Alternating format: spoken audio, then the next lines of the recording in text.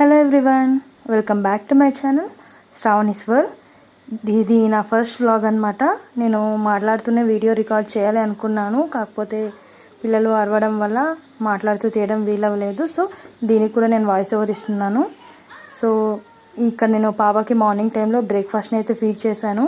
So ఆ బ్రేక్ఫాస్ట్లో ఏంటంటే పోహా సెర్లాక్ పెట్టానమాట.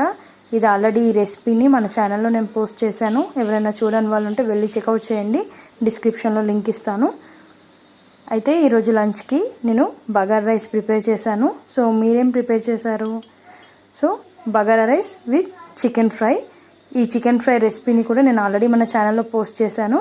ఎవరైనా చూడని వాళ్ళు ఉంటే తప్పకుండా చెక్ చేయండి.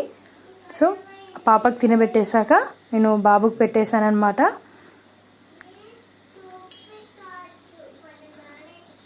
సో మీరు ఫ్రై లాగే ప్రిఫర్ చేస్తారా లేదా కర్రీ సూప్ లాగా ప్రిఫర్ చేస్తారా చికెన్ని? మా బాబు అయితే ఫ్రై లాగా చేస్తేనే ఇష్టపడతాడనమాట. సో అందుకే మ్యాక్సిమం మేము ఫ్రై మాత్రమే చేసుకుంటాము. తర్వాత పాపను పడుకోబెట్టేసి మా బాబుకైతే రైస్ పెట్టేశాను.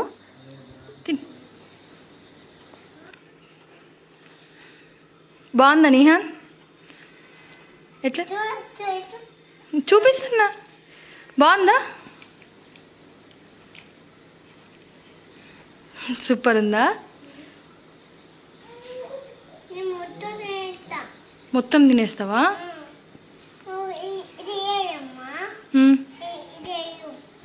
సరే వేస్తా, అది తినేసేయు.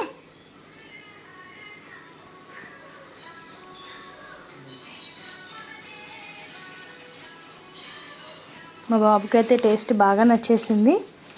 ఆ రోజు ఈవినింగ్ మాకు చాలా వర్షం పడిందనమాట. సో ఈ వర్షంలో వేడివేడిగా ఏమన్నా ఫ్రై చేసుకొని తింటే బాగుంటుందని మేమైతే చికెన్ పకోడీని ప్రిపేర్ చేసుకోవాలనుకున్నాము. సో చికెన్ని బాగా వాష్ చేసుకోండి. 1-2 సార్లు కడిగి ఇలా చిన్న పీసెస్ లాగా కట్ చేసుకోండి. ఇలా చికెన్ అంతా కూడా ఇలా పీసెస్ లాగా కట్ చేసుకొని పక్కన పెట్టేసుకోండి. వాటర్ లేకుండా తీసుకోండి, పూర్తిగా వడగట్టేసేయండి వాటర్ని. దాంట్లో 2-3 పచ్చిమిర్చి, కొద్దిగా కరివేపాకు, పుదీనా, కొత్తిమీరని అయితే తీసుకున్నాను. ఇప్పుడు దీంట్లో ఫ్రెష్గా దంచుకున్న అల్లం వెల్లుల్లి పేస్ట్ని యాడ్ చేయండి. దీంట్లోనే మనం ఇందాక తీసుకున్న పచ్చిమిర్చి, అలాగే పుదీనా, కొత్తిమీర, కరివేపాకు ఇవన్నిటిని కూడా యాడ్ చేసుకోండి. ఈ పుదీనా, కరివేపాకు, కొత్తిమీర ఇవన్నీ ఆప్షనల్ అండి, మీకు నచ్చితే యాడ్ చేసుకోండి. కరివేపాకు అయితే కంపల్సరీ యాడ్ చేయండి, కరివేపాకు వల్ల టేస్ట్ బాగుంటుంది. దీంట్లోనే టేస్ట్కి సరిపడా సాల్ట్ని యాడ్ చేశాను. అలాగే 1.5 టేబుల్ స్పూన్ కారాన్ని అయితే యాడ్ చేశాను. వీటితో పాటు నేను లైట్గా పసుపును కూడా యాడ్ చేశాను. ఆ క్లిప్ మిస్ అయింది. కొద్దిగా పసుపును కూడా యాడ్ చేసుకోండి.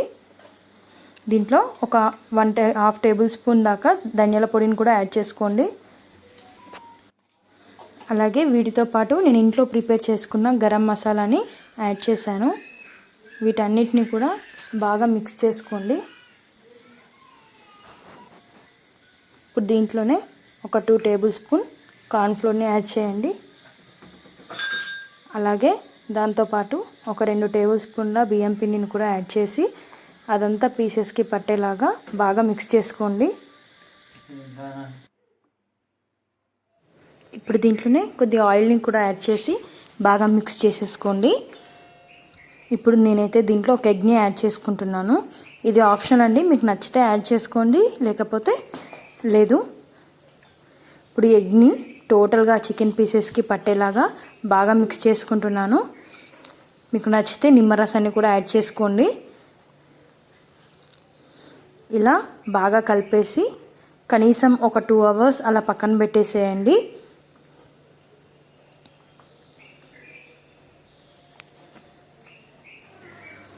చూసారు కదా, 2 అవర్స్ తర్వాత ఇలా బాగా మ్యారినేట్ అవుతుంది చికెన్. ఇప్పుడు నేను ఈ చికెన్ పీసెస్ని ఇండివిజువల్గా వేసుకుంటున్నాను, ఒక్కో పీస్ లాగా వేసుకుంటున్నాను. ఇట్లా పకోడీలాగా అన్నీ ఒకేసారి వదిలేస్తే ఇట్లా పీసెస్ విరిగిపోయే ఛాన్సెస్ ఉంటాయి. సో ఇలా సింగిల్గా వేసుకోవడమే బెటర్.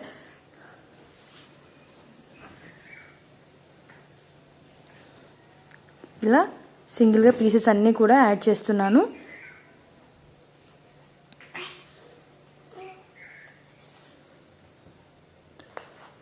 వీటిని లో టు మీడియం ఫ్లేమ్లో మాత్రమే ఫ్రై చేసుకోండి, అయితేనే లోపల పీస్ అనేది బాగా కుక్ అవుతుంది. ఇలా మంచి కలర్ వచ్చేలాగా ఫ్రై చేసుకోండి. ఈ కలర్ వచ్చాక ఇలా మంచి కలర్ వచ్చాక ఒక ప్లేట్లోకి సర్వ్ చేసేసుకోండి. ఇలాగే రిపీట్గా మనం తీసుకున్న చికెన్ పీసెస్ అన్నిటినీ కూడా బాగా ఫ్రై చేయండి. ఇక్కడ మనకి పచ్చిమిర్చి అనేది ఎంత ఎక్కువ ఉంటే చికెన్ పకోడీకి అంత బాగుంటుందన్నమాట.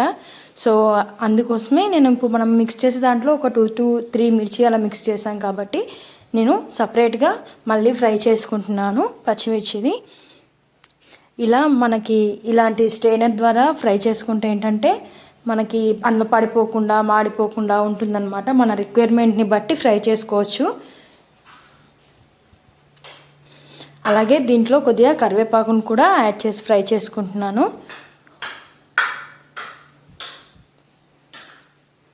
ఇప్పుడు ఈ ఫ్రై చేసుకున్న పచ్చిమిర్చిని కరివేపాకుని ఆ చికెన్ పకోడీలో యాడ్ చేసేస్తున్నాను అన్నమాట.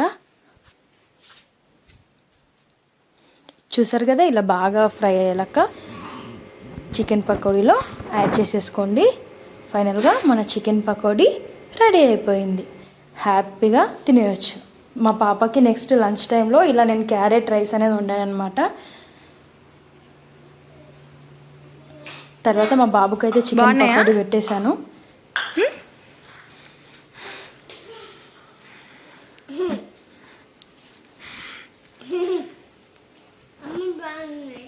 బాగున్నాయా? ఏంటది? ఏం pakodi?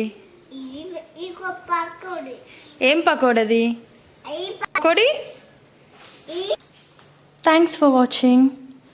Please like, share and subscribe to my channel.